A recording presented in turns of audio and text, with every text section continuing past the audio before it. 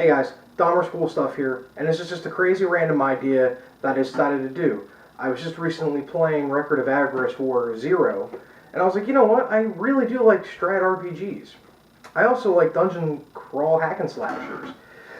So let me go through my collection and talk about why I like the game so much. We're gonna go, the first episode in this bad boy is gonna be dungeon crawlers. Now, my definition may be a little different than everybody else's, but I consider a dungeon crawl hack slash loot rinse repeat. Basically, I call them Diablo clones. And most of these games here are Diablo clones. Now, what makes a Diablo clone? Well, if it imitates Diablo, then it's a Diablo clone. Basically, you have to constantly level up, constantly get new gear, action RPG style, I have to add. You have hub towns, so to speak. You can buy gear, sell gear. Pretty much it's about it. It's not too complicated of a genre to really get into, but to make one really good, that's the key question.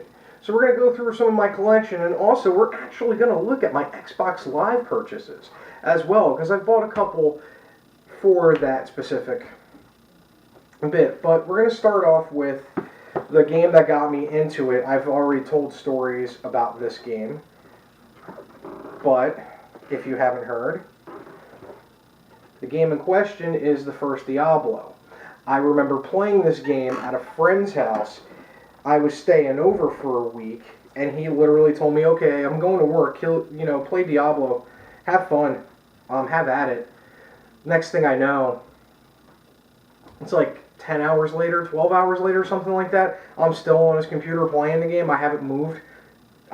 Just to go to the bathroom. I didn't even eat. He's like, yeah, it's kind of an addicting game like that. And that, pretty much I fell in love with the entire genre on that day. And then it concludes with the expansion pack, but I have the rest of them. Diablo 2. The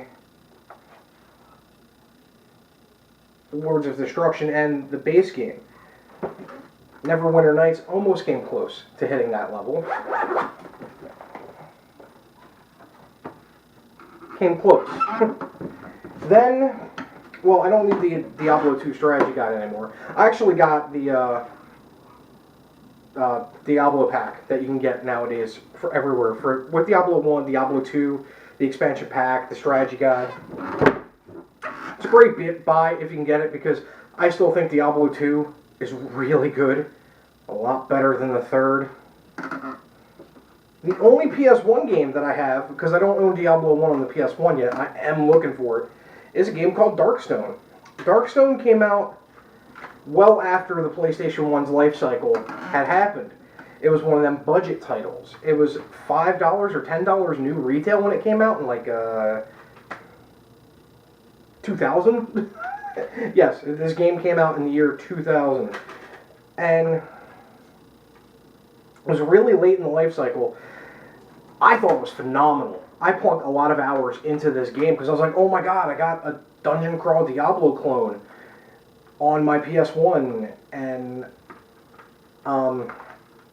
really bad game now. Really bad. Popped it in on a PS3 just to see the debacle that would happen. And yeah, the beer goggles of nostalgia kicked in with this one. Now we're going to go into the PC game, Diablo 3. I waited a real long time to get this game, and I kind of wish I didn't know about the Diablo 3 open beta weekend. This was a purchase that I could have gotten so many other better things on. It's not a bad game per se, it's just a very average game. Very mediocre. Lackluster, considering pedigree. Not as addictive as Diablo 2. I played through it twice, but I can't get into it. I'm not as addicted. And there's a reason why I wanted to set out to do a review on the game, and it hasn't come out yet. It's just lackluster. What can I say?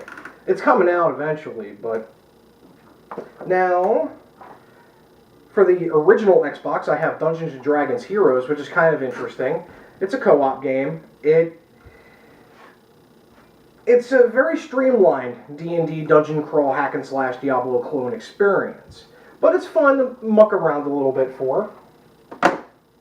And then probably one of the better Xbox games for the dungeon crawls, Baldur's Gate Dark Alliance 2.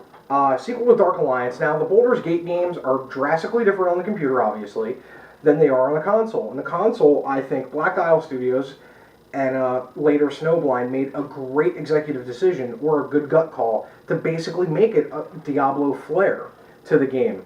I think it added a lot more replayability and a lot better structure overall than if you just straight ported Baldur's Gate from PC to console, because at the time the consoles, this is when it wasn't even, in my opinion, between consoles and PCs. And this game on the console is tremendous. Now also it's getting tremendously hard to find. I haven't cleaned the stickers off yet, but yes, I did pick it up for $15 many years ago at Blockbuster.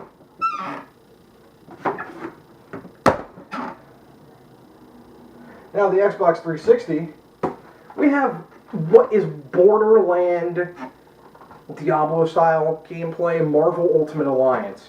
You do level up, you do hack and slash, fight, loot, rinse, repeat.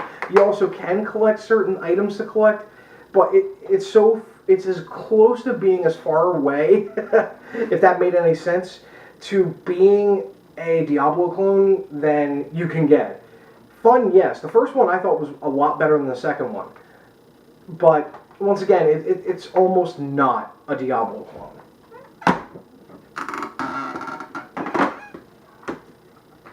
Then we have my personal favorite on the 360, Borderlands. Yes, it's the first-person shooter, Diablo clone, hybrid baby that Gearbox Software lovingly gave to us, I think. I am very biased when it comes to this game. I have plucked way too much time into this game. My primary is the Mordecai guy, and he specializes in snipers and his Bloodhound. Or I can make a Mordecai who specializes in having more ammo and gunslinging. Or I can have a Mordecai that does none of those and just has a baseline for everything. There's only a few things you can go in each character, but I recently started playing as Brick, attempting another playthrough as Brick. I know why not many people play as him. He's really hard. His special ability isn't really any good. But the other three characters, yeah, they're great. Mordecai and the Siren are the two best characters, the Siren being way overpowered, which is good. But I cannot talk enough about this game, and I'm actually working on a retrospective on that game as we speak as well. Then probably as close to Diablo 2 as the consoles are ever going to get until they release Diablo 3 on the console, and I'd rather play this than Diablo 3. This game is Sacred 2. Sacred 1 came out on the PC. I've never played it. I cannot find it. I'm probably going to wind up buying it online, but I want to give that one a go. And their expansion pack. Sacred 2, however, was touted and advertised as, one of those games that's going to, be a Diablo clone on your console that's going to be as good as Diablo. And they're right. I like this game. It's probably had the best way to streamline a keyboard and mouse. It's not any good, it's not any intuitive, you may think, but once you get around it, you go, yeah, that's pretty logical. The special abilities are on the face buttons. That's set 1. Set 2 is to hold the right trigger. Set 3 is to hold the left trigger. Takes some getting used to, but once you get it, you literally have 12 different attacks and spells at your disposal. But the only bad thing is this game is hardcore to the max. I am talking, you mess up your character build even a little bit, and you're boned. You're boned. I'm going through playing another character, and I actually downloaded an FAQ on how to get the perfect build for the character, so you can beat the game. Do I consider that cheating? No, but yes. but it's definitely recommended to at least get a gauge of what your character should be doing in this game. Same thing too, pick it up. You can, hopefully GameStop hasn't jacked their prices up yet. And who knows, you may be even able to find the pre-order edition bonus code, which basically just had a code for a pack mule, which... Alright, so first off, Arcadia Warriors, which isn't too bad of an RPG, Diablo clone RPG. Very simplistic though. Very simplistic, very easy. The name of the game says it all. It's Loot Fest. Literally, it's an indie arcade game. Probably going to review it soon. Yeah, it's mad fun for $1. Borderline Zelda, but could also be a Diablo clone as well. And now probably the greatest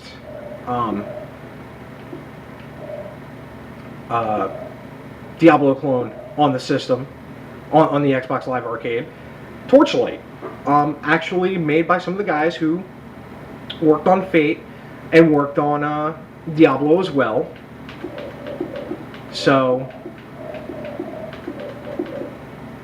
there's that, Torchlight. I played through most of it and then my data got erased. Random insert because I forgot. I also have Fate.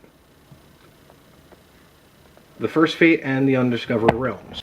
That was the end of part 1 of my favorite Diablo clones. I broke it up into 2 parts because it ran way too long. So yeah, that's the end of part 1. Stay tuned for part 2, and this is Dahmer's Cool Stuff, and as always, do good gaming.